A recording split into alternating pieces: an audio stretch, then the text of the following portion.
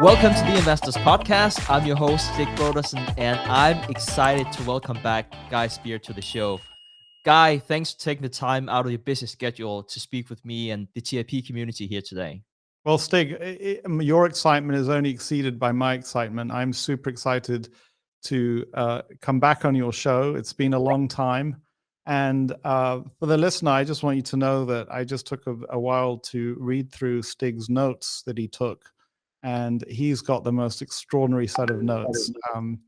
The reason why this podcast is so great is that Stig does the work. And so thank you for having me, Stig. Wow, what an introduction. I don't even know if I should edit that out. I think it's going to my head if people hear you say that, Guy. It's from the bottom of my heart. For the listener or viewer, I had missed the notes, so we were about to start the interview, and then Stig says, "Well, is it just before we go live? Is there anything that in the notes that you don't like or give comment on?"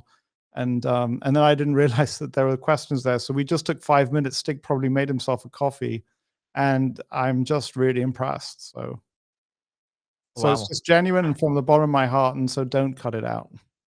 Okay. Okay. Give me an excuse to do the humble brag. So Guy, yes, I won't take it out. But let's jump right into the first question here. So Yeah. I've heard you say that envy can be a good feeling to have. And you used it actually whenever you set out your journey learning more about Warren Buffett. And I wanted to mention this not just because of this cheeky comment I can now make about Warren Buffett, who has said that you should not feel envy because it's the only sin you cannot have fun with. But I wanted to start this interview by asking this question. Since in investing and in every other walk of life, envy is an emotion we all experience, even though it's a feeling we might feel as people we shouldn't be feeling in the first place. Yeah. How have you used envy as a positive force in your life? I thank you for a spectacular question, Stig. And I get really excited. So I feel like just about anything I can think of that I learn that's valuable, I realize at some point that Warren and Charlie already knew it. And so there's nothing, but I get excited when I think that I've discovered something or I've come across something that maybe Warren and Charlie don't know or have not expressed. And for me, I think that this might be one nugget. And it starts from a really valuable psychological idea for those of us who've sat and spent time with psychotherapists, which is that our emotions are a clue to action. And there's this famous case of Phineas Gage, who had this accident where a steel rod went through his head and it destroyed the part of his brain, it seems, that enabled him to feel emotion. And what happened is that he was pretty normal in spite of recovering from that pretty awful injury and with a certain part of his brain destroyed. But what they discovered over time is that the lack of emotion that he felt made it far more difficult to take important decisions in life. And so our emotions are a guide to action. We evolved, as we know, over millions of years. And so we can look at any particular aspect of our body and say, why is it there? And just to give a mechanical example, I've discovered, because I'm here with a healing broken arm, that there are many aspects to the design of our body which are kind of like crumple zones. We evolved to have crumple zones so that, if something happens, your head is protected. So there is so much functionality to the way we evolved. And so the emotions are not just something that sit there separate to our lives and separate to our missions. They're actually central, and we can kind of discover what their purpose is. So the easiest one to kind of talk about is the emotion of anger. The emotion of anger is in its core, as best I understand it, is my boundaries have been violated and I need to do something to reset this. I either need to deter the action that violated my boundaries, or I have to protect myself, or I have to do. So there's kind of like, so when we feel anger, now in our complex world, we can do something stupid like punch the person back or engage in vindictive behavior. But if we interpret the emotion of anger right, then we're going to build our defenses, we're going to deter in an intelligent way. So envy. Um, what it's I don't think that it's kind of shallow to just dismiss an emotion as a sin. Far better is to say, well, what is actually going on here? Let's try and understand and uncover this. And so, I have a Mexican wife, and so she has often and early in our marriage experienced the emotion of jealousy.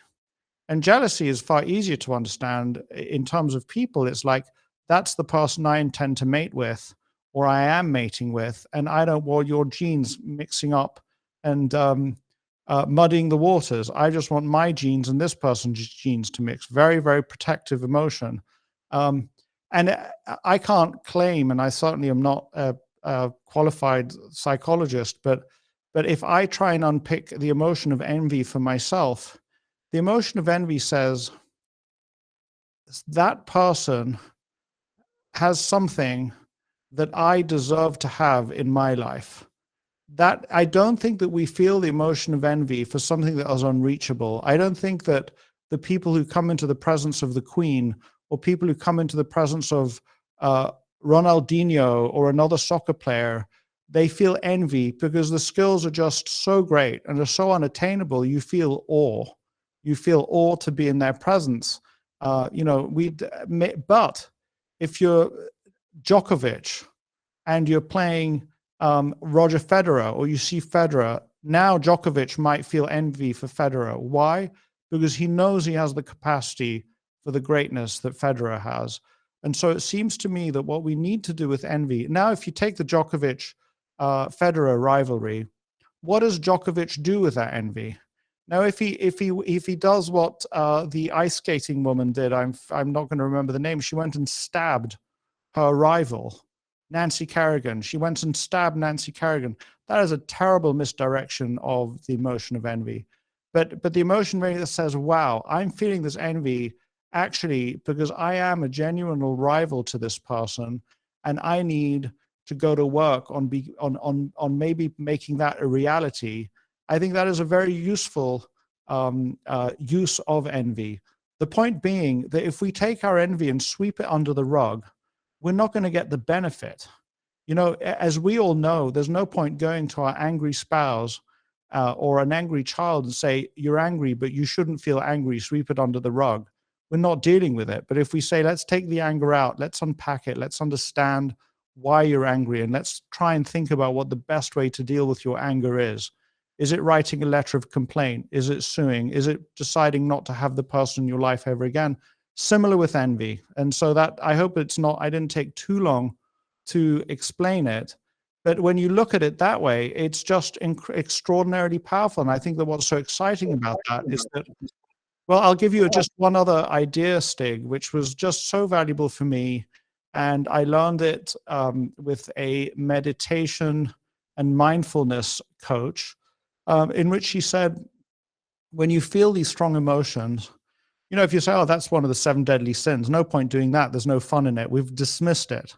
Instead, take that little emotion and strap it into the car with you. Don't let it in the front seat. Definitely don't put it in the driver's seat, but stick it in the back seat, have it strap in and take it with you.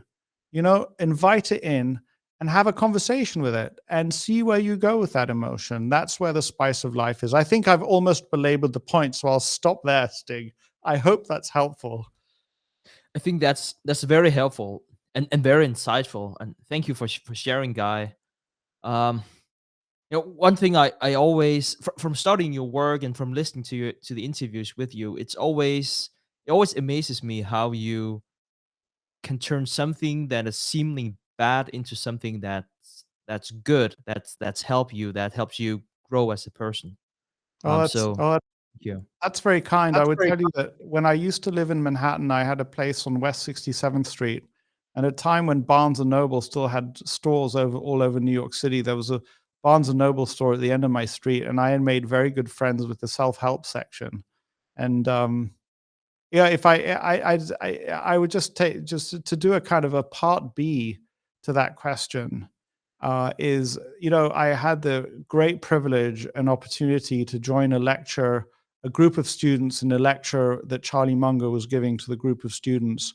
And he talked about adversity in the lecture. And he said something so simple and so powerful. He basically said, look, all of you, it is a given. There's no There's question. no It's part of the question. human condition. You're going to have to deal with adversity. You're going to have terrible setbacks, every single one of you. But don't look on it badly, because each one of those setbacks will be an opportunity for you to behave well and to engage in the behavior that will enable you later on to deserve your success. And I just such a kind of powerful, and it's this Carol Dweck idea of a growth mindset. And life isn't what happens to you, it's what you do with what happens to you. And we're very much in the driver's seat. And unfortunately, Stig, it still doesn't mean that tragedy and adversity won't befall us, but rather be in the driving seat. And we are in the driving seat if we can just see that. So if I can make a segue, if you allow me, Guy, I would say from one wise person to the next, because I wanted to talk about the essays of Warren Buffett. Yeah. This is one of my favorite books, and what is really fascinating about the book is that you can really tell how much Warren Buffett has evolved as an investor, whether it's his thoughts on investing, governance, acquisitions, or whatever it might be. And if you continue on that train of thought, Warren Buffett and Charlie Munger have said that the difficulty lies not so much in developing new ideas, but escaping the old. So I can't help but wonder, Guy, which ideas for you and perhaps more recently have been the hardest for you to escape as an investor? Yeah. Just take me to the painful places, Stig. I mean, you know, uh, I came from a world of venture investment banking and not a very good end of it. And I discovered Warren Buffett, and I just felt this. It's very few times I felt such a powerful motivation to want to become a part of a world that I was not a part of. And I gave an enormous amount of myself to make that happen in terms of energy and desire and willpower. And so, I didn't realize that in doing that, I was pounding some stuff in that should be unlearned more quickly. There was a period in my investing career when I genuinely believed that all I had to do for the rest of my life was find one newspaper towns the way Warren Buffett had in the Washington Post and the Buffalo News and other places. And I'd sit and study Gannett, but I'd also study companies like Schibsted in Norway and Neue Zürcher Zeitung here in Switzerland. And I really thought I owned shares in a company called Eddy Press, which was in the west of Switzerland. Um, and then just to go right to your point, I am going to the Berkshire meeting, and there's this wonderful investor who's extraordinarily wealthy, I suspect, at this point, who lives on an island in Madison, Wisconsin, called Steve Wallman. Steve, I hope you don't mind that I've called your name out. I hope you're doing well. And he sits down with me quietly and he says, I think that, and this is like in 2005, 6. He says, this company Apple is really interesting because Microsoft and Wintel, Windows and Intel, are all kind of focused on text and word processing and very simple email. And these guys at Apple, they're all about graphic design and they're all about this beautiful experience. And he said, if I think about it, where's the world going? The world is certainly going towards images and moving images. And they keep bringing out these nice looking products. This was way before the iPhone. And, this was like, many thousands of percentage points before now. And what do? I go, yeah, but that's tech and I don't do tech. And by the way, Warren and Charlie don't do tech. And I think that one of the biggest sins that I committed is that I wasn't willing to investigate. I mean, this is not sort of like me reading about in the newspapers or some guy who's not from the investing community that I respect who's talking to me about it. This happened at the Berkshire meeting. I saw Steve Wallman at the Berkshire meeting, and he's sitting and talking to me about Apple. And he's not a promotional guy. He's a quiet, thoughtful guy. He's very much he's very much in the mold of the Norman Rockwell investor that Warren and Charlie do so well, you know. And then there was the Berkshire meeting where we discovered that Berkshire had bought Apple, and it was a very painful meeting for me because Warren had demonstrated that he had unlearned the lessons of, for example, one newspaper towns, but I had not unlearned the lessons. I was still pursuing a kind of a dogma that was silly, and it took me another 2 or 3 years to get over it. And I think that I'm still getting over it. So uh, it's kind of difficult. But we just said it is going to be. Nobody said that this is going to be easy, but for me, that's a huge lesson. And uh, I know that we're going to get onto it, but that's why I keep an extremely open mind to crypto, and I'm super curious and interested when members of your team or members of my conference become interested in something that supposedly is not a smart investment, because where are the good ideas going to come from? They're not going to come from just continuously pounding out the old ideas.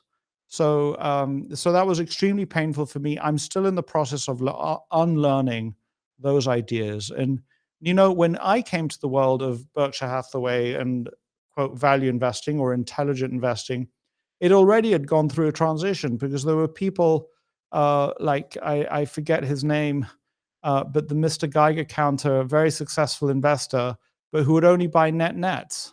The world had moved on from net nets, but the world was still in a place where you would look at cash flows and income statements. But I have not moved on, or have a difficulty with moving on, to a world in which you have to look at total addressable market, lifetime value of the customer, businesses where you're going to invest a very high amount in your profitable customers and appear unprofitable while you're actually very profitable, but it's just hidden. So I'm still unlearning those ideas, and I'm kind of I take my hat off to those people, value investors, smart investors, who've learned that the cutting edge of smart investing is in that direction. So, Guy, let's talk perhaps a bit about Bitcoin, and let's not, because and perhaps you can transition into that later. But you said that you do not agree with Charlie Munger that Bitcoin is rat poison, and you also said that it's likely not an investable asset for you. And Yeah. I guess one part of the audience might be happy that we're not, at least not yet, talking about Bitcoin. The other one say, yes, guys here, and it's good. We can talk about real newspaper towns. But I really wanted to add another layer of reflection on this question, because I remember reading that Charlie Munger didn't read fiction, and I remember how that made me rethink my own reading habits. I guess in a clumsy attempt to clone one of my great heroes, perhaps a bit too much. So then I think of you, and I know you've been in the space for a long time, and like you mentioned before, um, you revere Charlie Munger and Warren Buffett for that matter. But I also heard you talking about how reading fiction is right for you. Yeah. So I guess my question is partly about the value of reading fiction, which I know you have a very interesting take on, but perhaps more importantly about escaping your heroes, and how do we know which habits we should clone? Yes. Yes. Because we're not going to become good investors by eating peanut brittle and drinking Coca-Colas or cherry Cokes all day long, even though it's fun to do. So isn't that? Yes. And I think that there is a natural progression when we get a hero. So in a certain way, when we get a hero, we don't really choose them. It's almost like they choose us, or there's this two-way thing that happens. And then the first thing that happens is that we do want to clone everything that they do, because we don't know what we should and what we should not clone. So I think that the early stages of having a hero is that we wear the same clothes as them, we go to the same bars, same restaurants, eat the same food, you name it. And I think that there's nothing wrong with that. And there's almost like there's a period of figuring it out. So, and then at first, and maybe some of those habits, you try cherry Coke and realize you actually like it. Whereas by contrast, for me, when I had the charity lunch with Warren Buffett, and I'd ordered Coca-Cola, Diet Coke in my case, but I actually wish I'd ordered a bottle of wine and had a nice wine. But that's okay. But then that process, I think the process of figuring out what is it that I should be cloning, and it starts off with discarding the things that are certainly not necessary, like eating the same food, or uh, and then over time it becomes harder because there'll be some aspects, and I think that there's learning that takes place. So, wow, Warren Buffett invests in branded goods companies. I'm going to look at all the branded goods companies in the world, and I'm going to start try and understand them as well as Warren Buffett. So that's way far away from, let's say, cloning what Warren Buffett wears or cloning his food habits. But then, we will, I, in my case, for example, insurance, I was looking carefully into insurance companies. I think that at some point I realized I am just not there and I'm not really going to understand the sector. And so maybe I should not try and clone Warren Buffett in insurance companies. So, what am I trying to say? And then we get to a place, I think, where you just go, I'm not Warren Buffett. And actually, I've learned so much from him. So there's kind of the life cycle of the hero in the follower of the hero. And long story short, it's a complex growth process by which we acquire knowledge and then look at the knowledge we've acquired and decide what is important and to keep and what parts are not important and to discard. And and in the process, I think that what happens is that we discover that we wanted to be exactly like our hero, and then as we discard certain things, we realize actually it's okay not to be exactly like our hero. And actually, I'm a different person. So, in the simple example, I do like red wine. And I know that Warren's never going to be as interested in red wine as I do. And that's okay.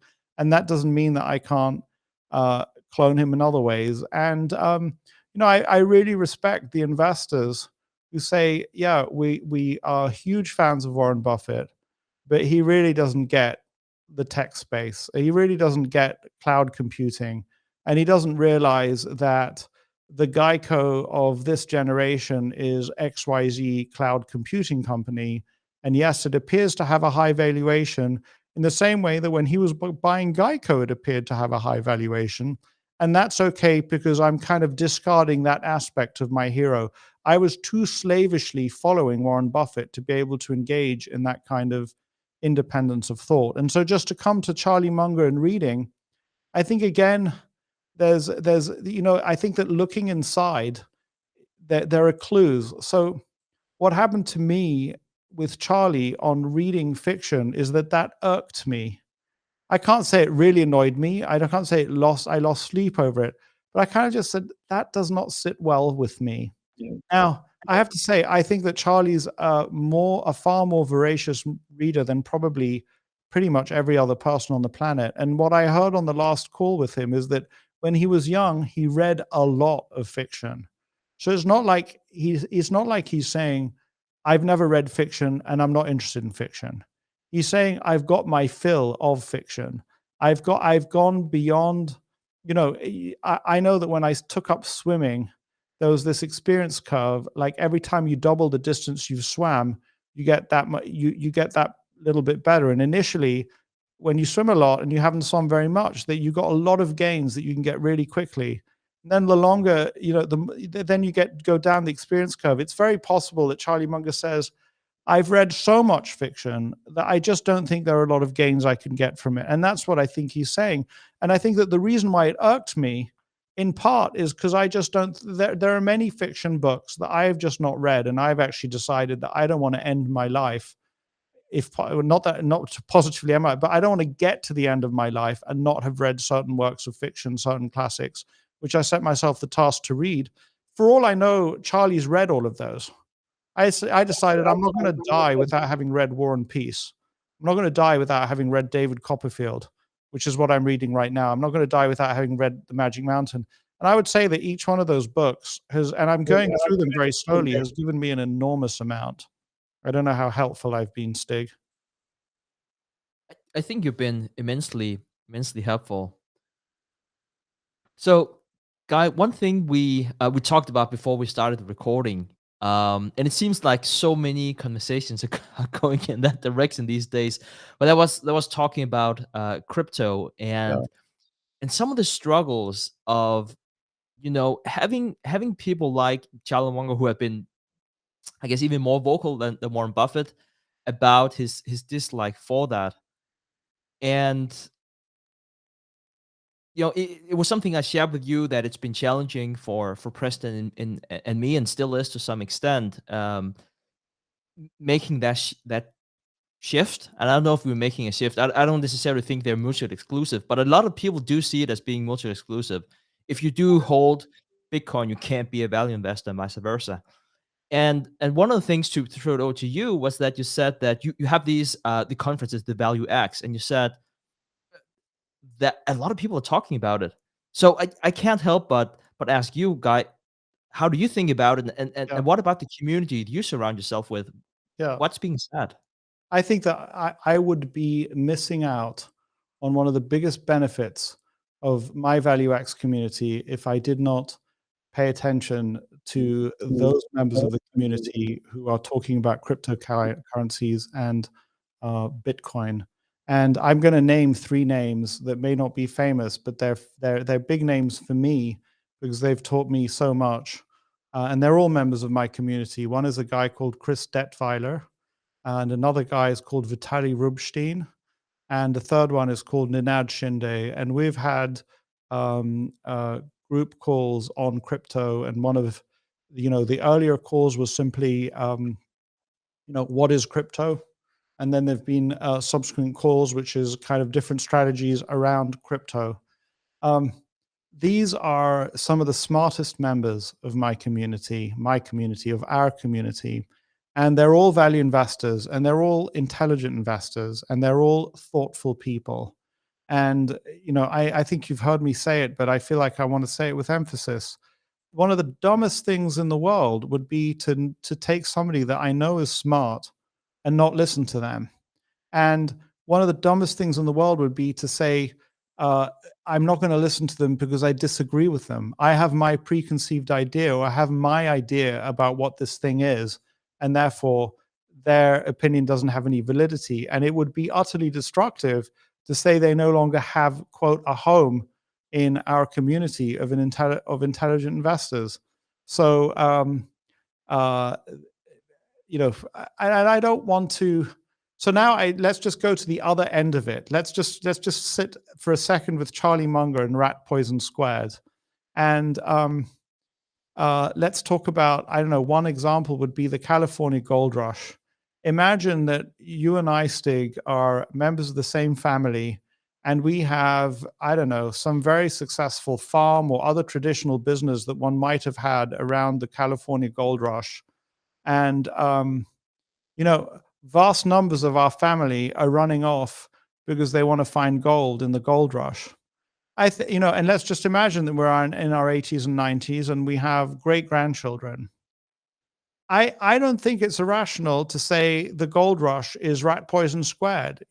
Because if you're looking, I mean, Charlie must have 30, 40, 50 grandchildren. I don't know how many. And if you tell him we got a world in which every single one of them is going to dabble in Bitcoin, I think it's fair, or in crypto in general, I think you're going to have far more losses there and far more broken lives than good lives. So who is the audience that Charlie Munger is addressing? Charlie Munger is addressing his own grandchildren for sure, and a general public. And he's addressing a general public in which many people are approaching the world of crypto probably in not a very smart way. And he's probably absolutely right for them that they're far more likely to lose a lot than they are to make their fortune on a hill. But I'm certain that Charlie Munger has friends at Sequoia and at other of the leading venture firms. No doubt in my mind, although I can't confirm it. Would he turn to one of those people and say that actually your whole investment area in crypto, your work to put together this company Coinbase, that's rat poison squared, and don't do it and don't touch it? I don't think he would say that. I think quite the opposite.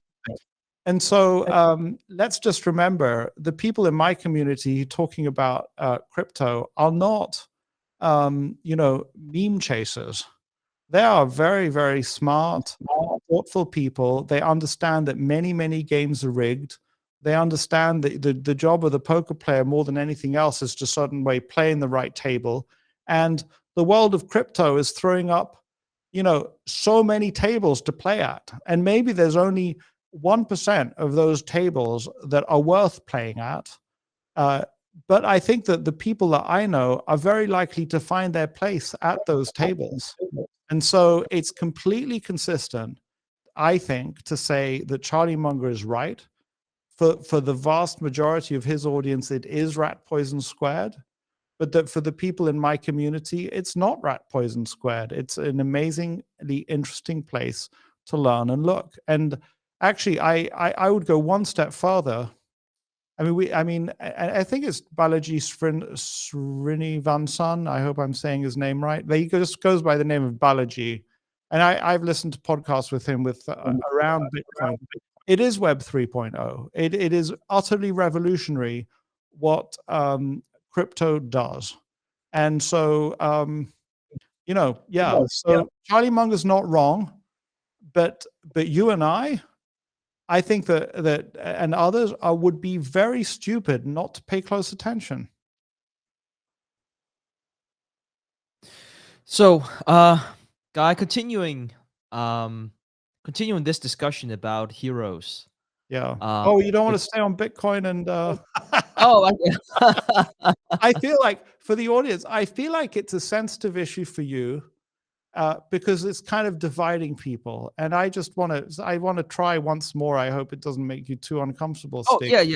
yes. So I want to stay with it. Forgive me, Stig, just for a second before you move on to the next topic. Is that I'm not saying to anyone in the audience that, or to you, Stig, that you need to go and find the latest guy who's on a Dogecoin craze and debate with him the benefits or the disbenefits of Dogecoin or anything else. But when somebody you respect is saying something that's very, very different to what you think is true about the world, then that is a time to get very curious and to get very open-minded. And it's funny because let's just go back to my conversation with Steve Wallman about Apple. What did I do? I closed my mind to the idea that he was sharing with me. And just to be clear, I was not talking to some taxi driver in the street who was giving me the tip to buy Apple because everybody's buying Apple. I was talking to a very, very intelligent, thoughtful guy at the Berkshire meeting. And he's saying, I think that this company, Apple, is really interesting. In 2005-6 is what I remember the time frame. I closed my mind because I had a very fixed idea about what smart investing was.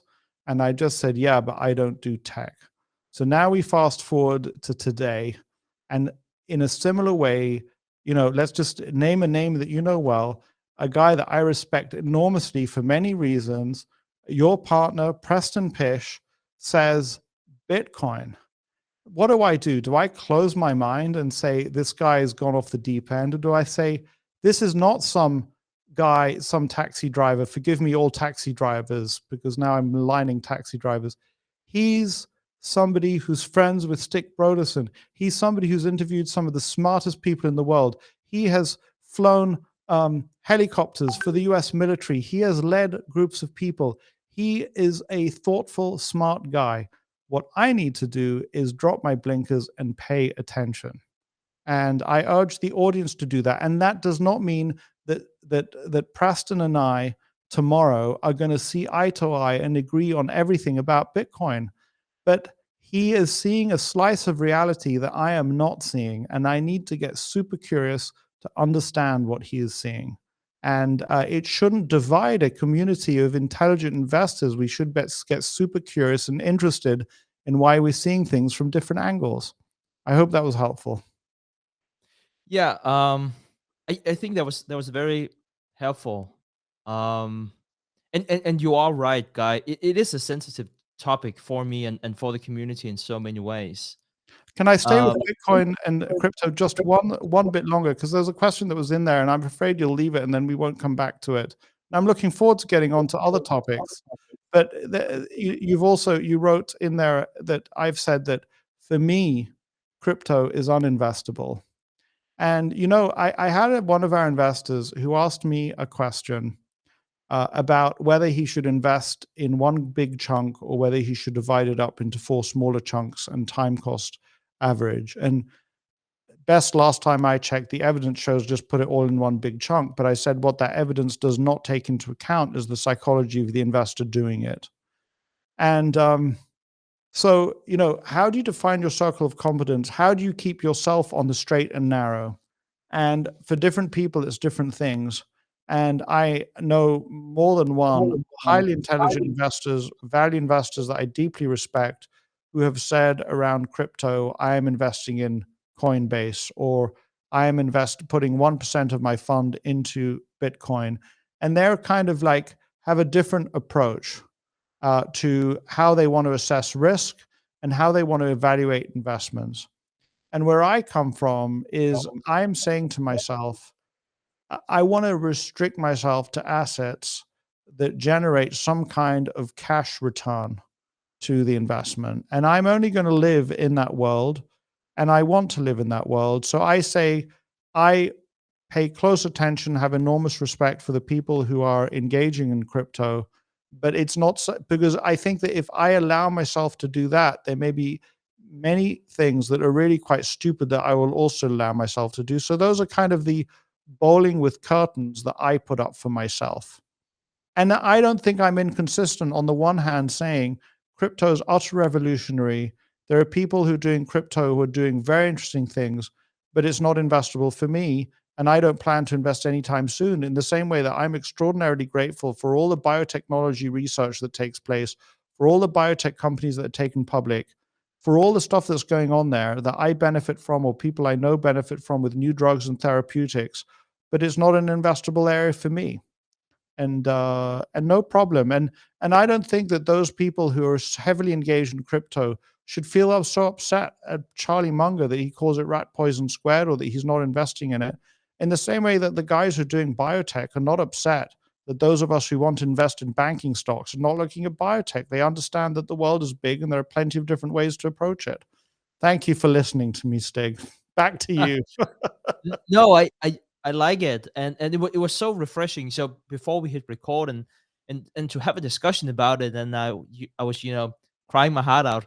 I don't know if I was, but talking to you about some of the struggles. So what happened was that we back in April 2015 we wrote a book, Preston and I together, about Bitcoin, and we couldn't none of us really understood what it was all about because it sounded so odd. And then what quickly happened around that time was we read this book about I think it's called Money Master the Game Yeah. by um by Tony Robbins, who I also know have been an inspiration for you and someone who was also divisive to a lot of people.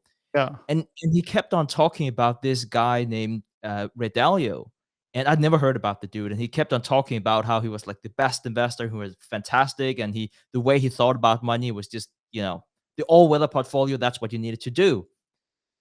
And I listened to it, and I was flying overseas, so I had a plenty of time on my hands. And he had this long talk about how you should invest in gold. A small portion we should invest in gold because monetary systems break down. They always have. All currencies have broken down at some point in time, and that's just what history would tell you. And I remember, and now we're talking about the heroes. I remember thinking it doesn't make any sense because I've learned from Warren Buffett himself that you should not invest in gold. And I couldn't understand how someone like Tony Robbins would endorse Redelio. And then whenever I finally got Wi-Fi, I looked Redelio up and he seemed as legit as they come. And so I was like, why are people talking about it? And um so the challenge that Preston and I were facing was that we became really, really interested in Bitcoin. We bought into it, and as soon as we started talking about it, we could just see like a cascade of bad reviews, and we could see some really, really bad things happening from the community. And I had many long talks with Preston about how do we do it, because at that point in time it wasn't just uh like we used to say, what's just Preston and me sitting in the garage? It was like we had people working for us, and like one of my big concerns was that I'm going too long on this. One of my big concerns was that, do we need to close down? If we believe in this thing, and we both talk about that, we invest in it. Do we need to? Does it mean that we're going to blow up? Does it mean that people lose trust in us because we're taught that it's rat poison? We can't talk about it. And I remember I was rereading the Education of a Value Investor, and you talked a lot about authenticity in that book. And I remember having discussions with Preston about it, and myself, my wife, and like there was something that was very, very. It had a big impact on me in terms of, you have to be transparent about your do. And I probably said this 10 or 15 times on the show that I'm invested, even though I'm not a part of the Bitcoin show. But like, how do you convey that? Um, could you compromise on being invested in something like that? Running a business, is it a bad business decision to talk about it? Are your principles then for sale if you don't talk enough about it? Like, it has been a very troubling thing. So back to you. Yeah, Uh, yeah. No, I appreciate those thoughts, and I don't think that you should feel uncomfortable with them, because I think that they are, um, you are being authentic and you are being real with me. I just want to reassure you of that. And I think that when you do that, you come up against some more powerful constraints, which are the constraints of the way the world works. So, and so those are far more powerful and far more difficult, if probably impossible to overcome. And I think that what comes up for me is that, um, you were actually faced with a choice of, whether you want to be in the investment business or in the publishing business. And um, it is natural that, it is a problem for anyone who's an investor who writes, that the things that your readers want to read about are the ideas that are popular at the time. But the things that make the best investments are the ideas that are not popular at the time. And so, how do you square that circle? And I think it's very hard. I think that that's why, many people who've dabbled in both have to at some point to decide: am I an investor, or am I a publisher? And or you make the decision that, Manual of Ideas John Miljevic has taken, which is, he is a publisher in his public persona, and is in his private persona he is a very, he's an investor. And but that means that if you take a decision like that, then at least you're not making a compromise. You're saying, look, we're publishers, we're publishing what will make our publication successful. And or alternative, you say we're investors, that's where we make our money, and the publishing is a sideline, and we don't care if it's successful or not. And so I think that you were faced with a kind of like a difficult, you cannot square that circle. You just have to look and say, which do I want to be? Well said. Yeah, well said, Guy. So let me transition back to the to the interview Our here. plan. Our plan, yes, but hey, some of the best conversations are whenever they're not planned. So I don't Exactly. feel bad about it at all. But you, and I guess this is also a good segue, because as a teenager, I remember having my heroes, whether it was in sports or in business, and I distinctly remember that I naively thought that I would never have a care in the world if I were that person. Yeah. And of course, as we grow up, we realize that everyone has their own problems. Yeah. And perhaps Ray Dalio, we talked about him before, he says it best with his quote, that the best thing you can hope for here in life is to struggle well. Yes. So I can't help but ask you, Guy, how do you struggle well in life and in business? Exactly. It's a wonderful, wonderful question. And I hope that, so one of my children texted me yesterday. She's about to join us later today. And uh, she told me that she has become a vegan. But at the same time, we're not a vegan family. And, there's a kind of a Mexican mom expectation that you eat the food that the mother puts on the table for you. And so, how is she going to square that circle? And something that I said to my daughter at the end of a long conversation, actually texting to each other because she's still at school on WhatsApp, is I said, if you if you stay if you push if you're 100% vegan and alienate your family, you will have lost. If you drop the veganism and just make your family happy, family harmony, you will have also lost. And I think that the happy ground is to struggle with those two contradictions and to just try and find that middle way.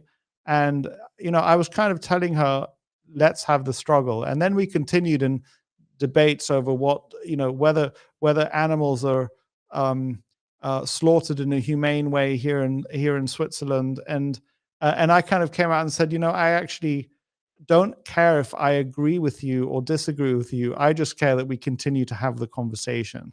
So there's one struggle.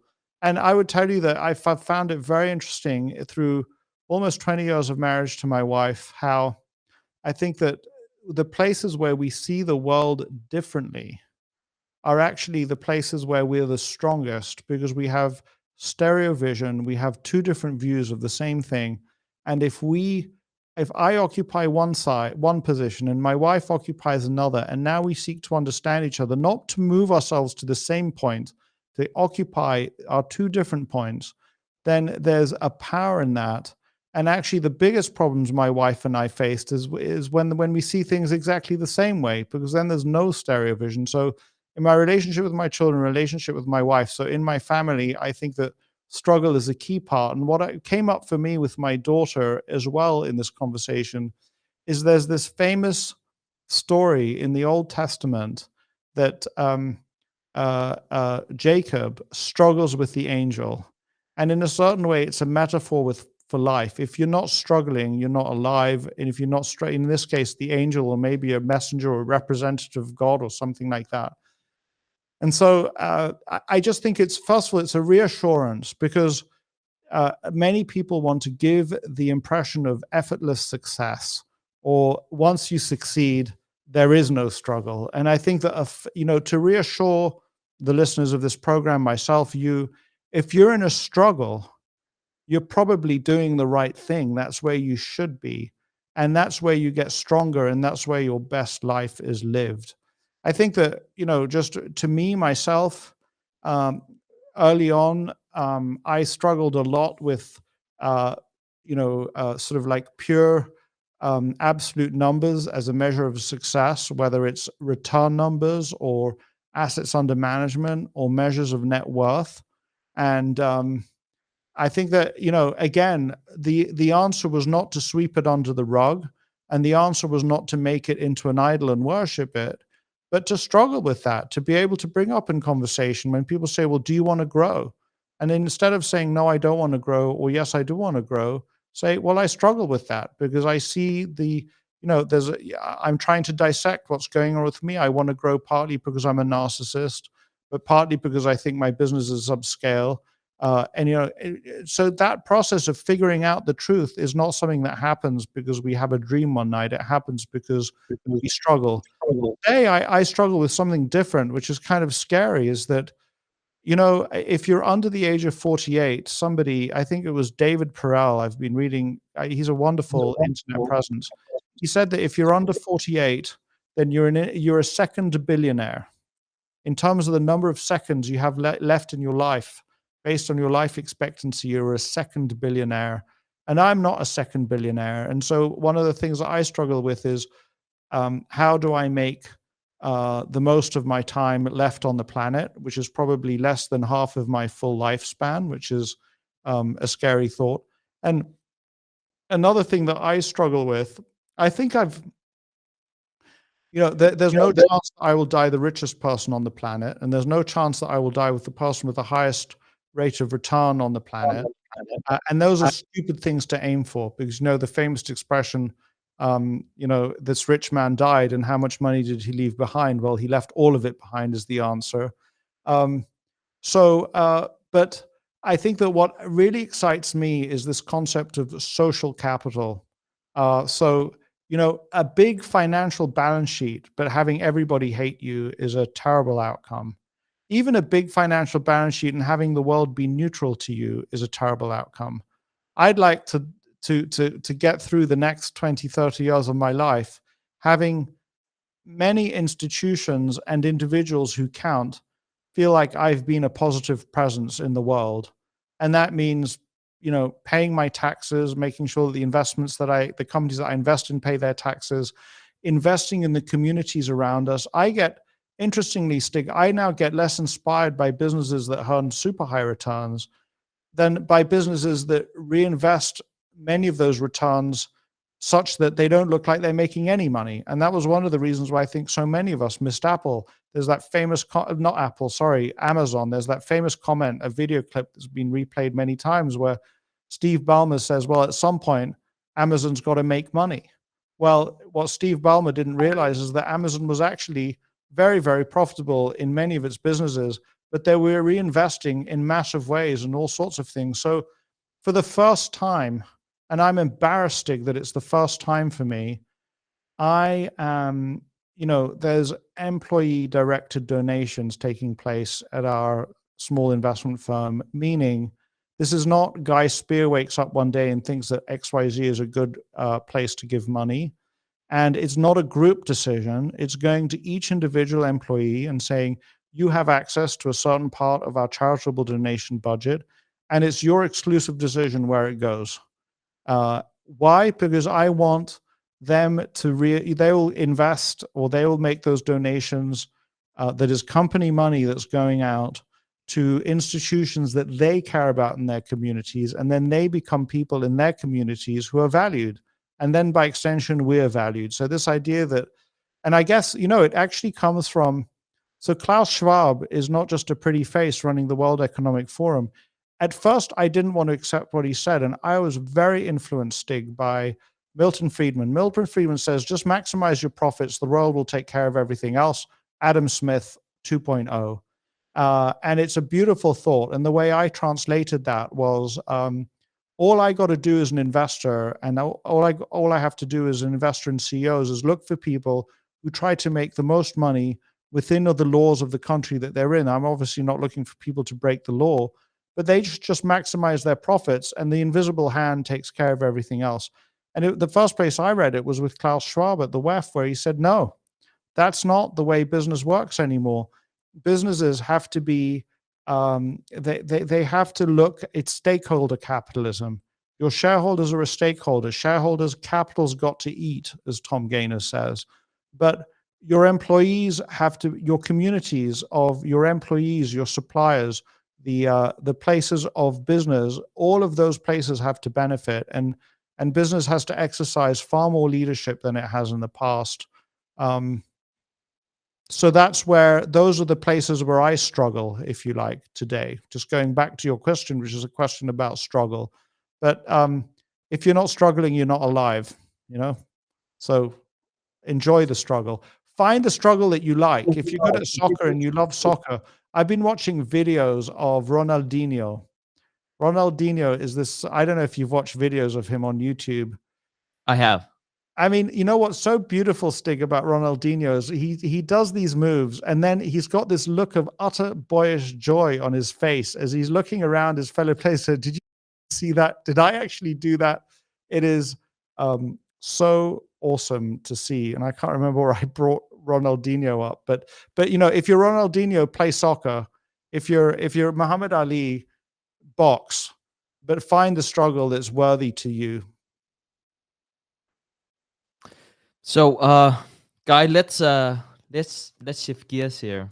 I had the privilege of speaking with a good friend, Moniz Paprai, from time to time, and I remember discussing Serity's growth properties with him. But my question is not about the investment itself, but something Manu said about the investment and about you.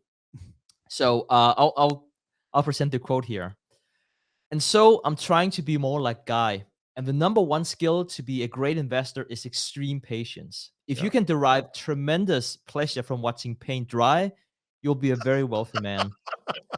Just be in this meditative state, watching that white wall. And once you can do that, then you're ready to hold Seritage for 20 years.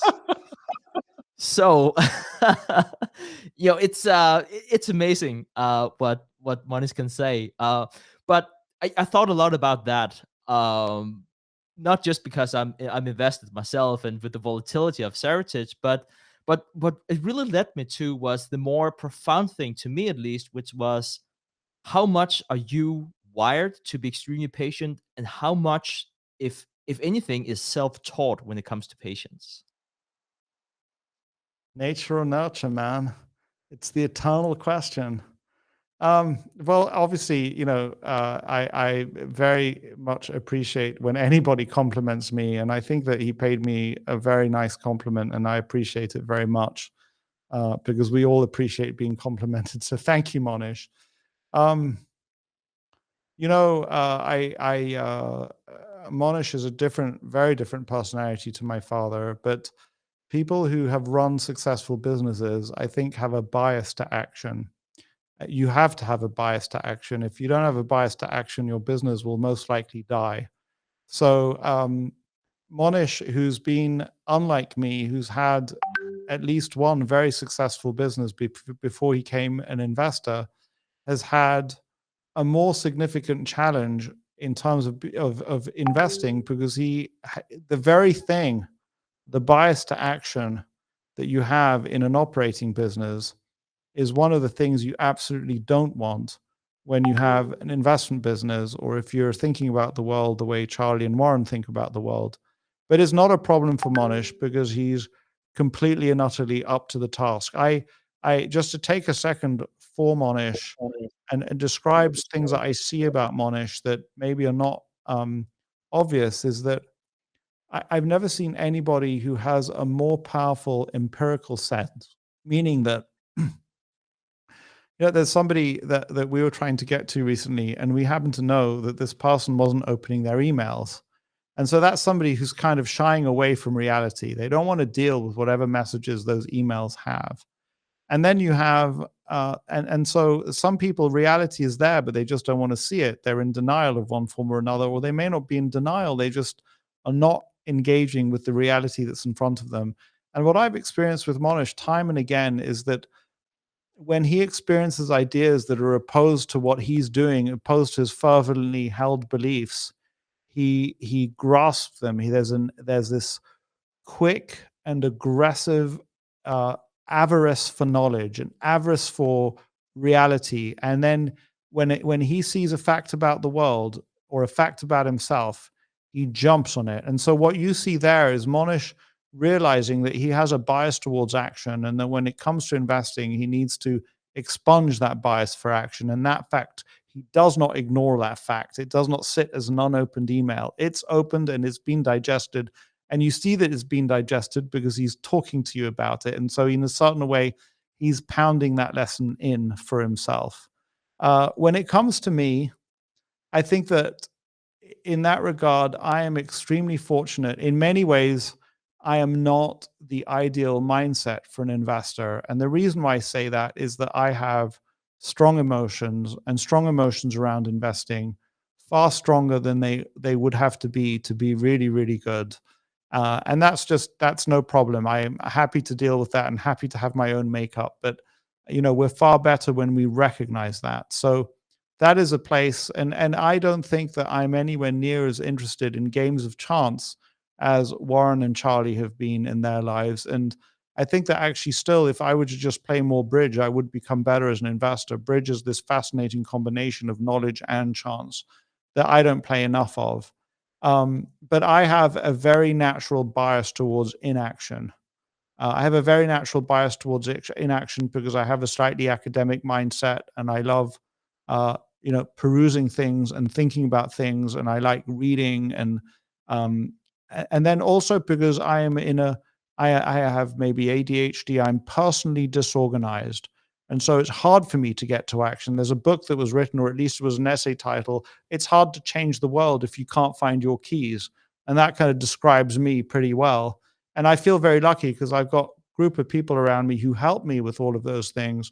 But so I think that I just, a bit like Asterix and Obelix, where Obelix fell into the tank of the special potion, so he definitely doesn't need any more.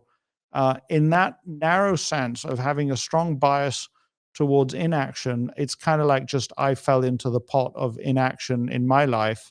And so it's definitely nature for me. And then if it comes to nurture, what part of patience or inaction and a bias towards inaction in your portfolio can be cultivated in those people who have a bias towards action? Well, I think that we will see Monish succeed handsomely with that desire to develop a desire a bias towards inaction.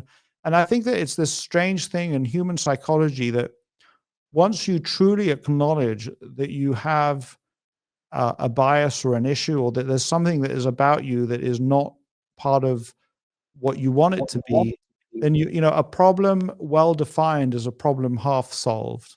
And so what you see in that Monish example is that Monish has defined the problem, and he's more than half solved it, because you know that you just to say I have a bias for an action for action because I have been an entrepreneur and that bias is not helpful to me in business. Now you're going to figure out when that bias to action gets triggered and when it's an appropriate action, when it's not. Very insightful. Thank you, Guy. Thank you for sharing your insights. You're it's almost like you're too kind. Every time I or Manus would pay you a compliment, you always see how much you can send back. It's absolutely wonderful, and you make everyone feel so welcome in your presence. That's very kind. I want to tell you, I know you got another question, but I know I might forget this, and I know that it's valuable. So I'm going to tell it to you because I've learned this from observing. I'm not friends with Charlie Munger. Monish has had many meals with Charlie.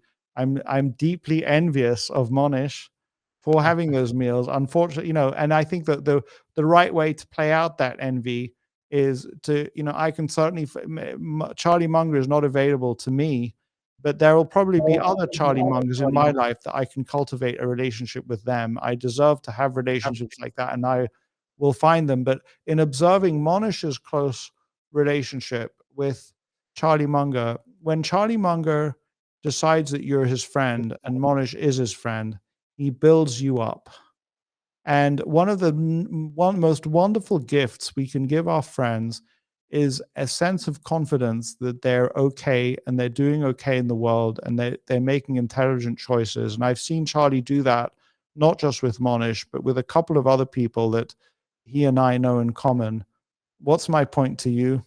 I appreciate your thanking me for putting maybe you and Monish on a pedestal, but I'm actually trying to channel something that I've seen in Charlie Munger, which is you actually are great and you're actually doing a spectacular job, and you're doing a spectacular job of interviewing me, and you're doing a spectacular job for the audience. And why shouldn't I give you that gift? But it comes from Charlie Munger. So, And just like that, ladies and gentlemen, Guy did it once more. Uh, I didn't realize I was doing it. Sorry. all right, Guy. So, I'd like to transition into a new question. So, Yeah. in 1965, accidentally the same year that Warren Buffett took over the management of Berkshire Hathaway, the average tenure of companies in the S&P 500 was 33 years. By 1990, it was 20 years. And if you run some of the newer numbers, it might be as low as 14 years by 2026. Now, we all know that the mighty fall, but as the tenure has become shorter and shorter, has it made you rethink how you identify and invest in compounders? Yeah, it's really interesting. It's a really good question that, Stig, I don't know the answer to that question, but that's not going to stop me from giving you an answer, because I got lots of training that has taught me to anyway. So two things come up for me. The one is perhaps flippant, but might not be, and the other is quite serious. I'll do the perhaps flippant point first. Just because the tenure of those top companies is becoming shorter and shorter doesn't mean that at some time it might not start becoming longer again. I mean, there's nothing that's saying that is an inexorable, that we can extrapolate that down to, the tenure will be 1 year at a time. it's quite possible that we're at an inflection point now, and actually where it's going to go is that the tenure of the companies that are at the top of the S&P and the top of the return tables will still be there in 30 years. What we'll be tracing is a lengthening of that tenure. That's possible. We cannot rule it out. Absolutely cannot rule it out. If you ask me if that's the case, I think I tend to agree with what you probably think, which is that it's not the case, but I just want to set it up there as a possibility. Because if that is the possibility, because what your point implies is that just because a company is successful, even more than in the past, maybe in the past, if you bought the Nifty 50 and just stuck around, even if you'd bought it in the 70s, you'd do fine. But that's way less true today, is I think your point. And I think I tend to agree with it, even though I set up the other point that maybe actually is going to become more true. And then I would say yes, I think that's probably true. And what that means is that, our those of us who are investing, who are not the level of wealth of Elon Musk, Jeff Bezos, Warren Buffett, and others, are not going to do particularly well if we buy the already top companies. And we need to have a good strategy for identifying the future leaders.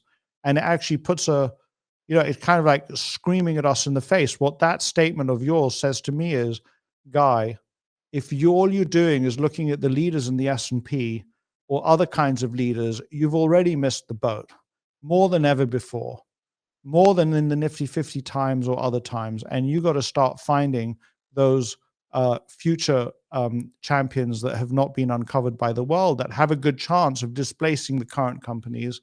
And I think that that's probably right. And I think that I'm coming to the slow and unfortunate and reluctant realization that that's the case.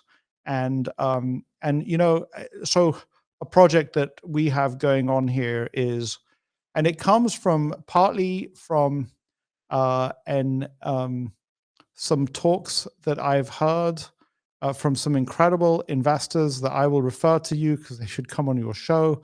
In part, it was from listening to this Charlie Munger talk when Charlie says, I realized, Stig, that Sequoia Fund, Andreessen Horowitz, perhaps Index Ventures in Europe, 4 or 5 other of those top VC firms, the concentration of talent, insight, future returns that are emerging out of those firms. I mean, Charlie Munger said it. It's unprecedented historically that they're concentrated in such a small area. So, what's my job? Hey, I am so excited about this sponsor that we have. The name of the company is Fold. They have a Visa debit card, and here's the card right here. I use this thing literally every single day. Every time I swipe it, I get at least 1% back in rewards, and the rewards are in Bitcoin.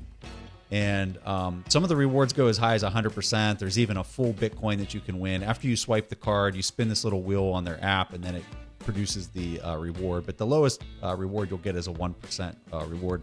The thing I really like about this card is you can also, on their app, buy gift cards. And so Amazon is one of the partners that they have, and you can go out and buy an Amazon gift card, and you get 5% back when you use this card. And so like all your Christmas shopping or whatever it might be that you're doing on Amazon, you're getting 5% back. It's all paid to you in Bitcoin rewards. You can withdraw those Bitcoin rewards to a self-custody wallet, whatever you want to do with it. There's no gimmicks. There's nothing that you're not seeing up front. It's just an amazing company, an amazing platform, and every single swipe I'm getting Bitcoin, so I love it. If you want to sign up for this thing, and I'm telling you, this thing is a no-brainer. Go to foldapp.com/TIP. That's foldapp.com/TIP. You'll get 20% off their Spin Plus annual fee when you sign up with that link. So go to foldapp.com/TIP. My job is not to keep looking anywhere but where those VC firms are. Instead, my job is to really try and understand the thinking of these incredibly smart people who are at these VC firms, to try and understand how they see the world. Why are they including certain investment themes, including crypto, in their investment strategies? Why they are excluding other investment themes? Because it's very likely that those future champions are going to come from somewhere in and around that stable of people and companies. So, Guy, In continuation of that, because you are an active investor, and we have so many listeners in the audience who are active investors, and we can't help but pay attention to all the broader lines that might be changing around us, and perhaps our framework will ultimately be changed as a result of that. Um, I can't help but ask: is it advantageous for active investors like you that more and more money is poured into passive indexing? No. I mean, uh, so first of all, it is a very so in terms of those of us, and I have many friends who still want to attract inbound investment from people who have excess capital. Increasingly, those people, even more than ever before, they can say, I really think that I should just go with a passive strategy. There's so much that makes sense in a passive strategy. So that's one thing. The other thing is that those passive strategies drive up the valuations or drive up the amount of capital available to some of the most successful companies and some of the best businesses. So that, yeah, I think that that does not make business any easier for me. And I just have to repeat, which I'll probably repeat a couple of times more in this conversation. As Charlie Munger said, nobody said it's supposed to be easy.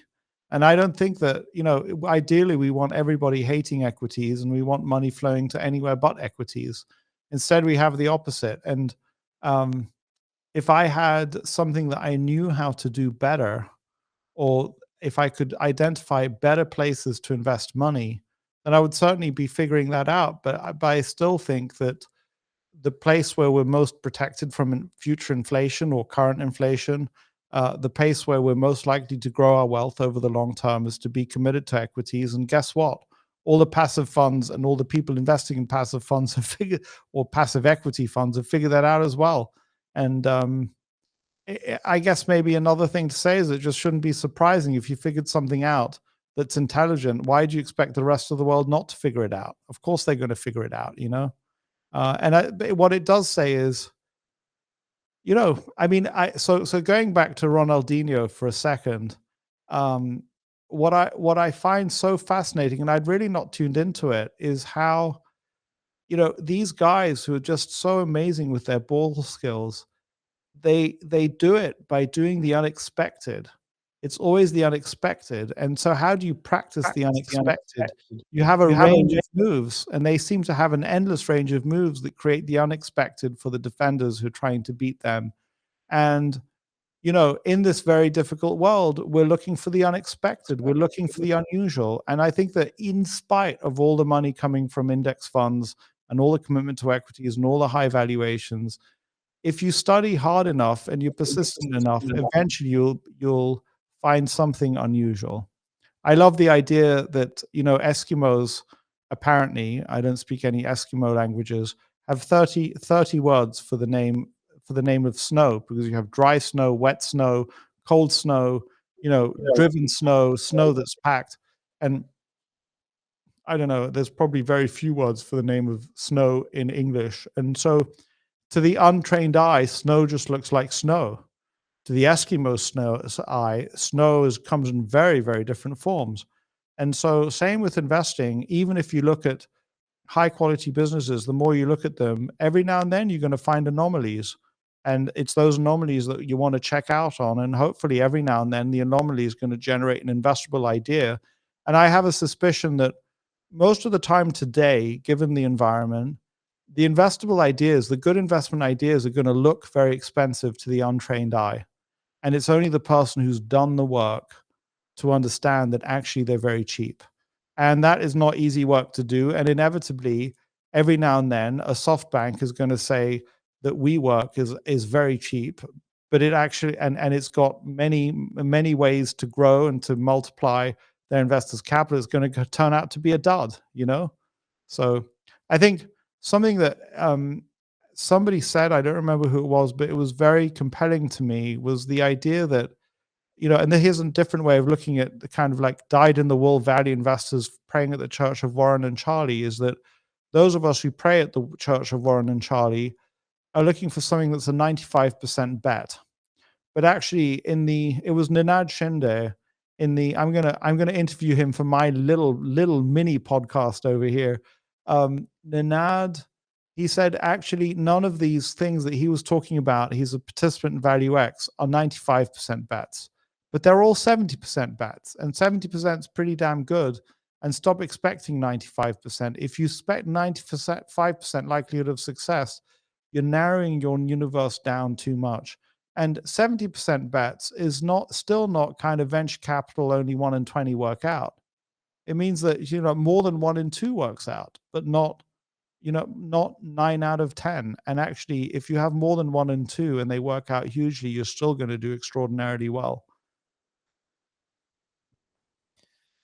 So, Guy, now that we talk about active investing, um, I can't help but ask you if you could choose to expand your circle of competence and be an expert in a split second. So this is a very theoretical question, but you could be an expert just like that in a given sector, technology, country, whatever it might be.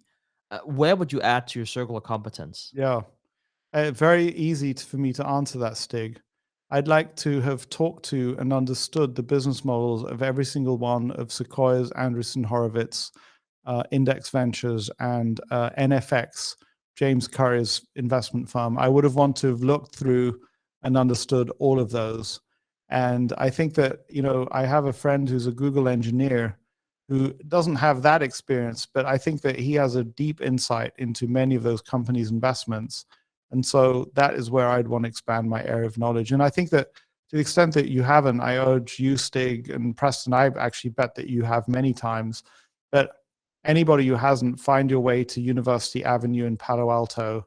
And I think that I think there's a cafe called the Blue Bottle Cafe, which is just a hive of activity. And I think that what was so kind of shockingly interesting to me is how the conversations taking place there are not how do we take over the tech world? It's how do we, as people in the tech world, take over the planet? So that, software, basically expressing the idea of software is eating the world. Silicon Valley, which is no longer just Silicon Valley, it's Houston, it's Tel Aviv, sorry, it's Austin, Texas, it's Tel Aviv, it's many different places, really has the world as in its sights. And I guess it's summarized by this idea of disrupt everything. Everything is getting disrupted, and it's getting disrupted by technology. It's getting disrupted by very, very bright people sitting in that area. And so, if I could go back 25 years, I would want to avariciously grab all of that insight and knowledge. And if I didn't have a family and ties and all sorts of other things, I think I would, and all I cared about was generating the best financial investment results. I think that I would commit myself to spending a lot of time in that area, attending conferences, meeting CEOs, understanding what was going on. Very, very simple. And I think that if you did a poll of the audience, and if I did a poll of, for example, my attendees of Value X, I think they'd all say the same thing. Yeah, I think you're right. So let's see if we can tie business and life in together here with the next question. Before you're investing, I know that you're increasingly asking yourself, does the company have a noble mission to make society better off? Yeah. I feel it's a very profound question you're asking. So could you please, together with the audience, walk us through your train of thought on this and why operating metrics like, say, return on capital and highest margins, which of course still important metrics, but they're no longer your main focus. Yeah. I mean, it's possible that every company that earns a very high return on capital, has high margins, is actually ripping somebody off. We just have to identify who it is. And maybe companies like Costco that actually earn super low margins are the ones that are not ripping people off. And I think it's a rule. If you cheat on your taxes year in, year out, sooner or later they're going to find you, and sooner or later they're going to ding you. So don't do it. And you might be able to save more from the tax man 1 year to the next. And this kind of it's kind of seems to me to be a universal rule that if you're kind of drawing more from your environment than you give, then sooner or later, sooner or later it's going to catch up with you, it seems. I don't think that people get that kind of like free pass, or that get that easy pass forever. And then we go into the personal domain. And again, the source of so much wisdom is Charlie Munger. And I just love this. And I'm certain that he gets this from talking to his grandchildren. The best way to get successful is to deserve it. And there's this beautiful idea that don't worry about how the universe will reward you. It will reward you if you really deserve that success. And you want to, when you if and when you get that success, you want people to say, well, he really deserves it. Or and then I think that you can extend that straight to companies. So I think that if you were somebody who loved Philip Morris's profitability, the enormous cash flow generation they had, but you did not take into account the fact that they were giving people cancer, you were sitting with a giant unrecognized liability that sooner or later society might take it upon itself to make you pay for all the people that you're giving cancer to. And there was a tobacco settlement in which effectively they did that, and they kind of like, those companies' profitability was severely impacted. I used to have a fascination with the for-profit education sector, and they had the opportunity for endless growth, and they had a strong incentive to restrict on their investments in facilities like libraries and sports fields and student dorms and the like. And but they were enormously profitable, and I was very, very enamored with the profitability, of course. But then the Obama administration came along in the United States and dinged them. And then, not so long later, the Brazilian political system made it very, very hard for-profit education companies to really be as profitable as they had been. And then we have the most recent kind of, you could call it a disaster for investors in the sector in China. And so how do you avoid those kinds of risks? And this concept of a noble mission is the ultimate way to avoid those kinds of risks. Why does Elon Musk get, I don't want to say he gets a free pass, but I think that many people would say that he gets a free pass for the Chinese, because he's actually on a noble mission. He's one of the most incredible noble missions. What one thinks of Tesla, as him as an investment partner. So getting your noble mission, both as an individual and as a company, is one of the kind of surefire ways to both get you on the path to success and to mitigate many, many risks. We're not going to mitigate risk by reading the risk factors in the 10K, although I'm not saying don't read it. That's what a narrow-minded lawyer decided was going to remove liability for you if these risk factors are mentioned. But that and no amount of intelligence and creative thinking and good analysis is going to enable the analyst or the investor to foresee all the risks in the business. And so if you're not going to be able to foresee all the risks, and the risk factors in the 10Q don't help, what can you do? And I think that if you have a moral mission, then you're going to use that as a good foot forward when you come into adversity. And not that people will give that company that has that noble mission a free pass, but they're far more likely to want to engage with it productively. And by the way, that's why when I talked about charitable donations in my little investment firm here, in a certain way, it's long-term greedy. To be an investor in your community, for example, is actually just ensuring your survival over the years.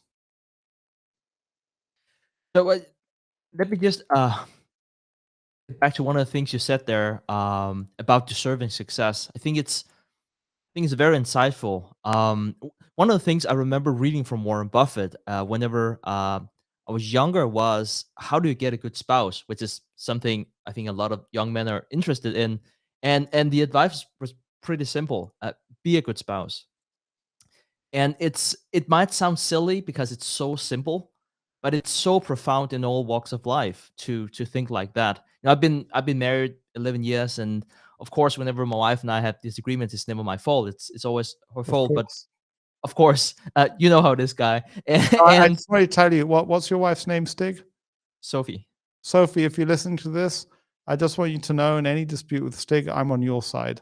Right? Yes, it's been ordained by Guy now. I can tell that to Sophie, but it is it's such a valuable thing to think of whenever you become emotional. Like, emotions run high, something is going on. Stop and ask yourself, why do I deserve this? And again, it doesn't happen for Guy and me whenever we have disagreements with our wives, but it's something as simple as that would just tell you how often you can stop yourself and be like, "Oh, I deserve this. What my spouse said to me, that is well deserved." Which can be really, really hard to see in the moment, of course. I just so you know, Stig, I think that especially in our worst arguments, my wife has certainly accused me of things that I feel like I don't deserve. But on the other side, though, I think that when I, in my marriage, and I can't say I've done it as much as I could have, and I can't say that I've done it as recent. I didn't. I should have just started doing this a lot earlier. But to wake up and ask the question, how do I be the best husband to my wife? So in our case, I'll just, we got this place in the mountains to go skiing in. No, you know, I did not want to spend money on the kitchen because I thought it was ridiculous, because we had a perfectly decent kitchen.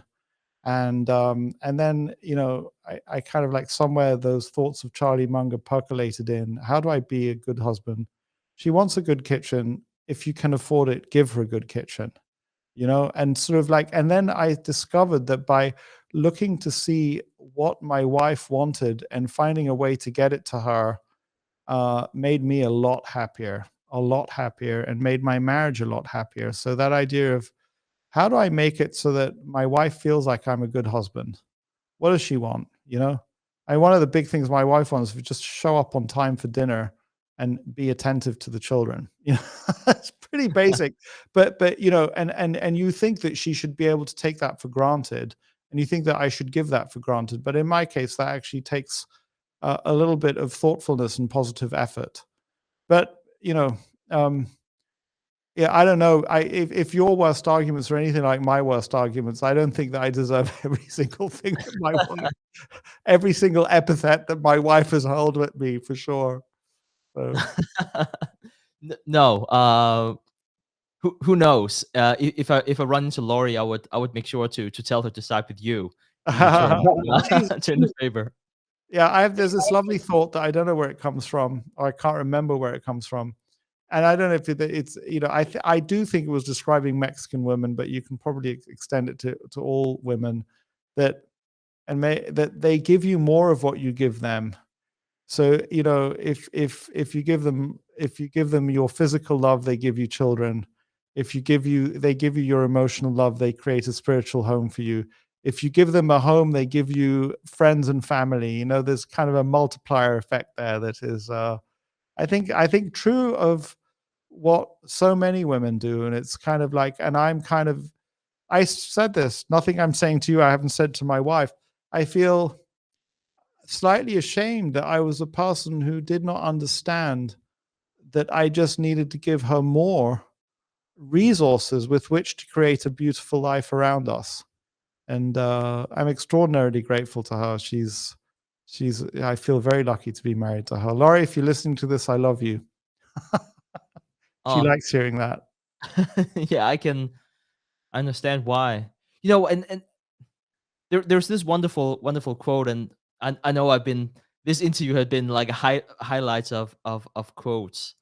Um, Pain plus reflection equals progress, and it's Red Dalio's quote, and Yes. it's probably true both for marriage and investing. I think that pain plus reflection, it's easier to do in a personal sense because you only got yourself to deal with. And so, but this idea of pain plus reflection is, if you take the pain and you sweep it under the rug, you're not going to get much benefit out of it. It's that ability to take the pain and stick it in the back seat of the car with you and take it on a drive with you and just kind of like let it smolder there and learn the lessons of it. I think that with the minute you become a couple of husband and wife, that becomes more challenging. I think it's a bit more like perhaps riding a bicycle, because you have to process that pain, the two of you. And of course, processing pain in a couple is fraught with dangers. Like, you might accuse one member of the couple might accuse the other of being the cause of the pain. And I think that sort of figuring out what part of this pain is my do I own in this? What part of the pain or causation do you own? What part of it is the external environment that we can't influence? That is really, really complex. But I can tell you that, to the extent that my wife and I have succeeded at any point in our lives in that process, I think it's one of the most rewarding things that I've done, actually.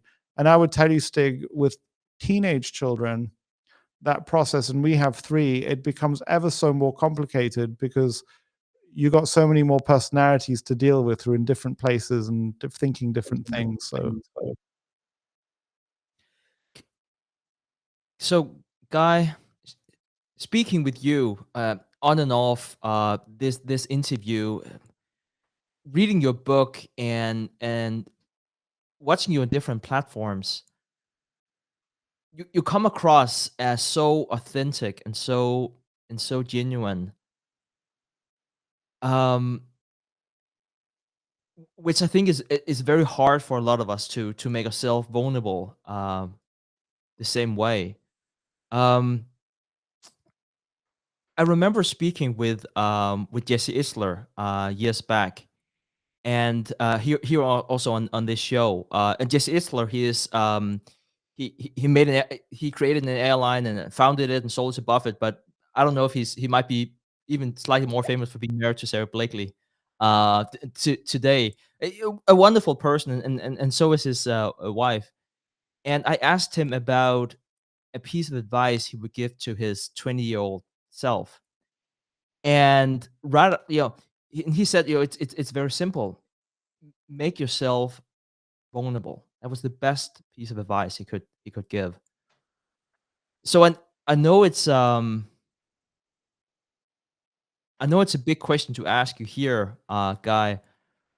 Could you talk about your own journey about making yourself vulnerable, making the decision to making yourself vulnerable also in public, and perhaps some of the bruises, but also some of the wonders that it has carried with it? Yeah. What an amazing question. I have not met Sarah Blakely. I share a mutual friend with her, and I'd never heard of Jesse Itzler, and I'd never heard of somebody who's well known and successful in saying, "Make yourself vulnerable." And but you kind of, in a certain sense, thrown me back, because it's such a powerful idea, and so, so simple to describe and so hard to do. And because if so, I think that probably I know very little about Jesse other than his name, and that he said that. I suspect, Stig, that he is or was deeply loved by his parents, and or is deeply loved, and meaning that he has no doubt, in no doubt, that he doesn't even, it's not even a question that he asked, that he is loved, and that he loves himself. The reason why I say that is that what gives us the strength to be vulnerable is, I think, the knowledge that when we become strawberry jam on the mass pike type of deal, when life hits us sideways and feels like we've been destroyed, we have the confidence to go out and conquer, even though we know that we're going to be dealt terrible, terrible setbacks. And what a so that's it's just I'm kind of like in awe of the power of that insight.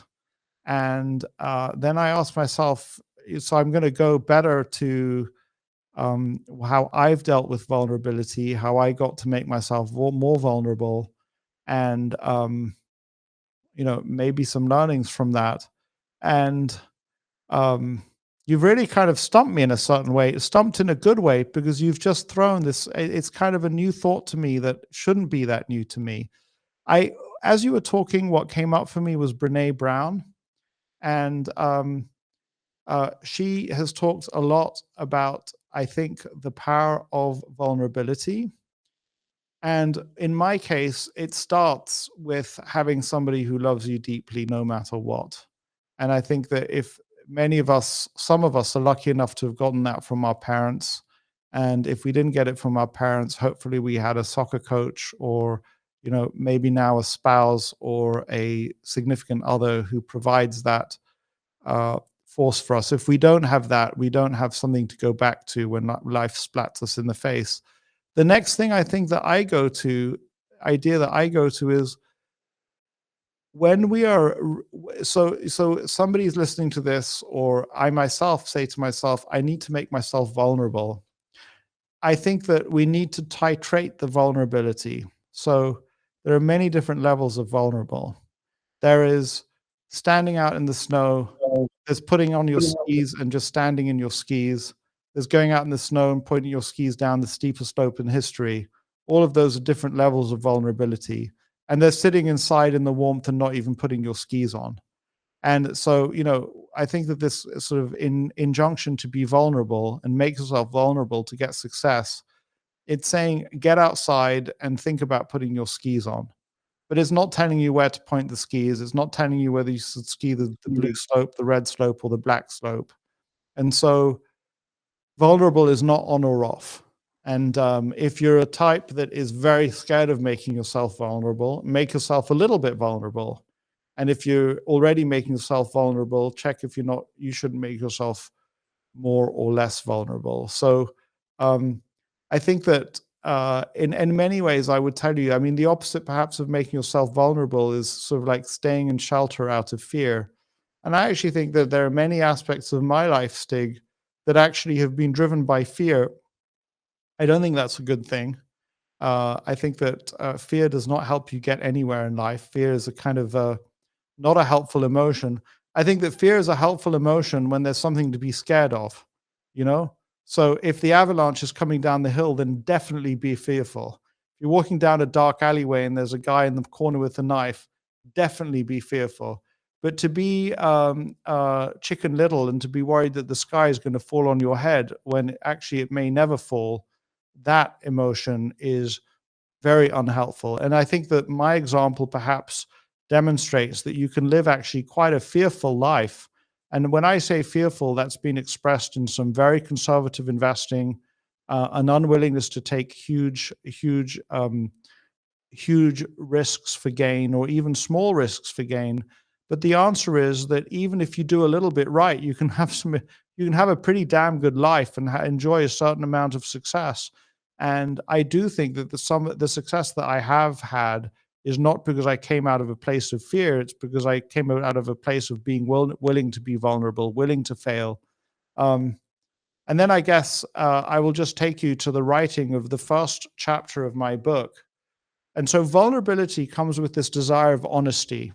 And I was very heavily influenced by two books. Both of them came to me by way of Monish Pabrai, this amazing lunch that I had with him. One is Power versus Force by David Hawkins. The other is Mahatma Gandhi's autobiography. And this Power versus Force, David Hawkins talks about the power of being truthful and the power of authenticity. And so, authenticity is not some cute thing that you do to make the world like you because you're being authentic. Authenticity is power. It is power because people pay attention to authenticity. A leader who is facing some enormously difficult task that he or she is trying to lead people in, who stands up and says, I'm afraid. That's authenticity, which leads people because now they say, that person is afraid. I'm going to listen because they're identifying with the emotion that I have. And then maybe they say, I'm afraid. Here's what I'm doing about it. Is far better and real leadership than saying, don't be afraid, you idiots. When everyone's thinking, yeah, easy for you to say, I'm absolutely very, very scared. So as I was writing the first chapter of the book, I understood the power of authenticity. I understood the power of truth. And I had seen that Mahatma Gandhi had written about going with prostitutes and about eating meat despite being a devout Hindu. And I had an issue that I wanted to work out. I had this terrible career choice that I'd made that I kind of wanted to keep buried for the rest of my life.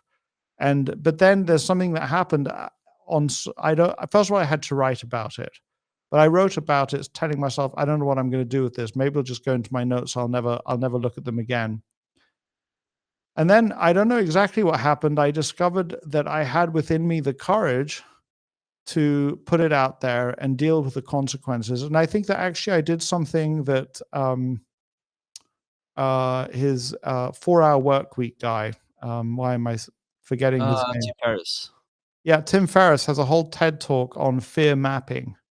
And actually, what I had done was I had fear mapped the consequences of making myself vulnerable and telling the truth about that part of my career. And so I fear mapped it and I said, well, what are the consequences of me going and doing this? And I figured out exactly the way Tim Ferriss said is that, first of all, the worst outcomes were not that bad. Second of all, the worst outcomes were something that I could deal with. And there were also all these things that I could do to mitigate those risks. And my fear was that I'd be completely a pariah in the financial world because people would see this stuff and they'd just say, well, we're definitely not having anything to do with you, as I wrote about. And so that capacity that I discovered to make myself vulnerable in the moment when I realized that that chapter was going to form a part of my book, I think set me on a fantastic path. And I'm really saying this not to teach, but to just to act as a witness to one example of that is that the decision to make oneself vulnerable, I think I want to reassure the listener that decision is not something that is forced on us. It's not like some part of my superego says, you need to make yourself vulnerable. So now go and do it, as if it's some schoolmaster. It's something that wells up from inside. When the student is ready, the teacher appears. So I think that the injunction, going back to Jesse Itzler about success being, vulnerability being at the root of success, it's not about, okay, let me select one of 10 ways I can make myself vulnerable and find one that is really kind of out there. It's about, so there's a, so when I don't have anything better to do, Stig, I read poetry. I try to read poetry. And there's this poet, T.S. Eliot, who is, I don't understand most of his poetry, just to be clear, and I'm not some literary guy who understands everything. But there's a poem of his called The Love Song of Sir Alfred Prufrock. And then I want to go and say, Stig, that I don't understand the poem, but the poem evokes thoughts and feelings in me. And so there is a part of the poem where he says, do I, don't I, do I dare to ask the question, to ask that question? And I'm not quoting the poem entirely correctly, but he evokes this idea of a guy who's on the very tip of doing something. He's on the very tip of asking perhaps a woman in his life whether she should marry him, although it's not clear that that's what the poem is about. But he says just on the cusp of, you have the person standing in front of that, on that cliff, and will he or won't he jump with the bungee jump, or will he, won't he? Is he ready to take that leap into the unknown? And I think that there's an instinctive sense that we need to get around or get better at to say, yes, I'm never going to feel entirely safe, but this is something where I'm willing to make myself vulnerable. And we got to we got to try and titrate the doses of vulnerability we give to ourselves. Shouldn't be so little that it doesn't have an impact. It shouldn't be so great that it could destroy ourselves. We're going to get it wrong, but what an amazing thought. And I've rambled a little bit, but you've given me something really to chew on. I mean, I'm going to probably dream about vulnerability now. I do apologize to that. No worries. No, don't apologize. Thank you. It's the best questions make you think, and God, I could write essays on that. Well, thank you, Guy. If I can say, as we're rounding off the interview, I know you've been very generous with your time. I feel with you like I do with Warren Buffett that I originally found you because I want to learn to invest. And while you and Warren Buffett are among the very best when it comes to investing, what really stays with me are the life lessons. So I just wanted to say thank you for that, Guy. Yeah, you're putting me on a pedestal now. So just let the record show that it wasn't just me putting Stig and Preston on a pedestal. It goes both ways. And how kind you put me on a pedestal there with Warren Buffett. I think it's a stretch to say that I'm a great investor like Warren Buffett, but I really appreciate the attempt. And I mean, what I got to is that I saw all these people, especially in New York, who looked like they wanted to be the richest, and they were playing the game in order to be the richest. And I struggled with that idea because obviously it's an outward sign of success. But I also struggled with the fact that it was asinine because, how much did the rich man leave when he went to his grave? All of it. And, there's this idea. Well, the cave you fear to enter holds the treasure you seek is, I think, a Confucian saying, perhaps. But when you go on an adventure, and life is an adventure with many small sub-adventures in it, you get the treasure. But actually, what is the most valuable is the journey that you got and the lessons that you learned along the way.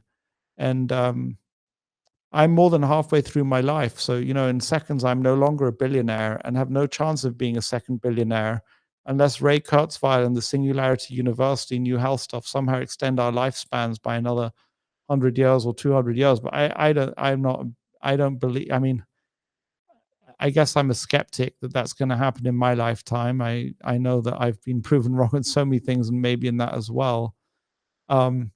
But in a certain way, would you not agree that if we don't devote ourselves to enriching ourselves, not through the material wealth, but through the life lessons, then we're actually throwing the baby out with the bathwater. We're getting rid of the most valuable part. And I'm gonna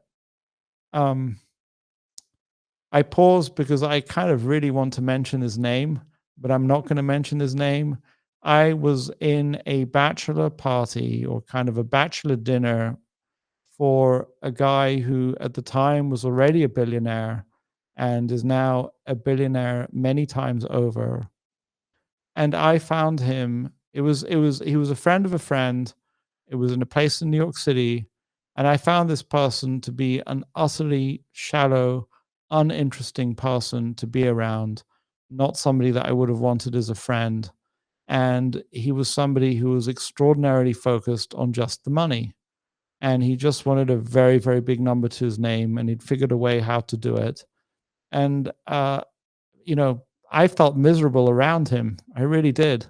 And so that is not the way you want to live your life. But hanging out with Stig and Preston, figuring out wisdom for the world, that is freaking awesome. Wow. Well, thank you for saying so. If I can, without it being too much of a bromance, because before we round off the interview, I would like to give you an opportunity where the audience can learn more about you. But before we get to that, we talked about the education of a value investor many times here on the show, which is a wonderful book. And I guess I would like to put a few words to that for the listeners out there, because the journey I was personally on at the time was in some ways similar to Guy's in what you did at DS Blair, and I think you described it as the Wolf of Wall Street, even though that in that movie they just turned the volume up a bit compared to the environment you're in, but it was a very toxic environment. And the reason why I'm mentioning it and was it happened to me simultaneously for me, but I've met so many people in the community who are fascinated by money or that life, what they see, then they get into it and they realize what a horrible world it is with shallow, greedy, terrible people, truly, and they wanted to get out of it, and that they realize that it's not mutually exclusive to wanted to be successful, wanted to make money, but still be a good person and do good in the world. And I think that's one of the reasons why so many people are drawn to your book and learning from you, Guy. No, So having said that, can I send it over to you and give a handoff to where people can learn more about you? I'm sure after this conversation, people would like to get to know you even more. yeah, thank you. And writing that book was the beginning of the most wonderful adventure and journey for me that obviously I'm still on. I should say that I think I was, I did genuinely share valuable knowledge in the book, but I think that, my career as somebody who can share, make a positive impact on the world, to just use a kind of a phrase that seems to be around a lot. I mean, I'm at the very beginnings and I'm just scratching the surface. So I got a lot more to go. And just to be clear, I'm not doing it out of some sense of complete altruism. It's fun, and I get so much reward and benefit from it. And so, and I really do think that there are people who figured these things out way better than many of these things way better than I have. But I'm on a path.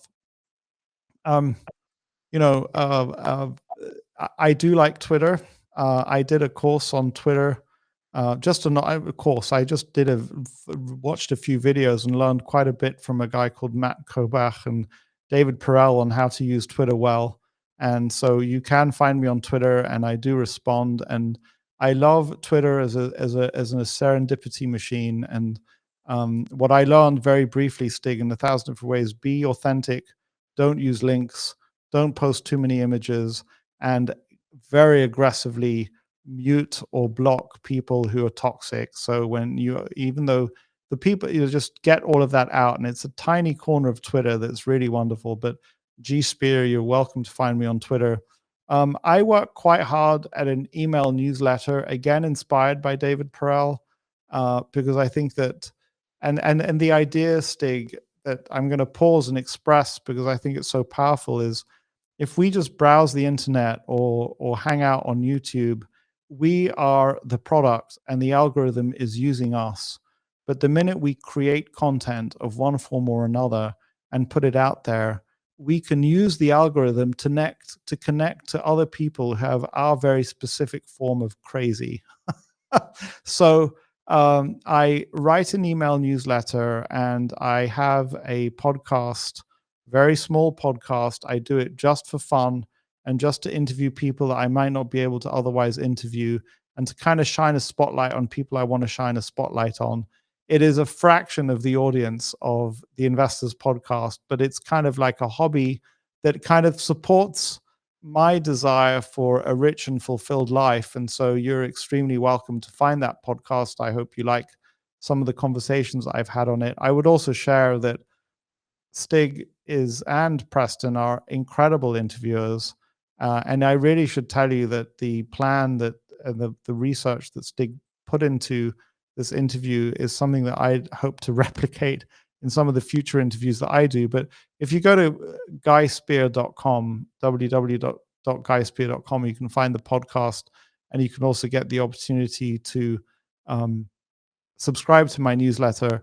I would tell you that I am prohibited by various regulatory authorities by talking about the fund that I manage. But if you find your way to those two places, you will certainly find your way to the fund that I manage. I would tell you that there are all sorts of hoops that you have to jump through if you ever decided that you wanted to invest. If you feel like you're like-minded and you feel like you want some more of me in your life, and you're the right kind of person, I would be delighted to meet you. And I would say that I could have run the fund that I run just for friends and family, but I love the associations that I've gotten to have. And some of the investors that I've gotten to know who invested with me are truly wonderful people, and I'm very grateful to have them as part of the fund. But yeah, thank you so much for having me. And just remember, if people are disparaging an idea, it might actually be pretty good. And I hope that Preston hears that in regards to his interest in crypto and your interest in cryptocurrencies. Wow, Guy, thank you so much for your time. It's absolutely amazing to be able to learn directly from you. So thank you for once again joining us here on the Investors Podcast. And thank you for having me. I have a sense that the Investors Podcast is going to go from strength to strength. You're an incredible force for good yourselves, but I'll stop because then you're going to call me out for doing too much. I'm going to call you out as in the back to you, Guy, here at the end and say, if that is indeed what's going to happen, it's because we speak to people like you. So I'll see if I can end the interview now. But thank you so much, Guy. It's been a privilege speaking with you today. And thank you, Stig and Preston. Thanks for watching. Make sure to subscribe and hit that notification bell so you don't miss out on the next podcast episode and new investing resources. What are your takeaways and thoughts on this discussion? Let us know in the comments section below.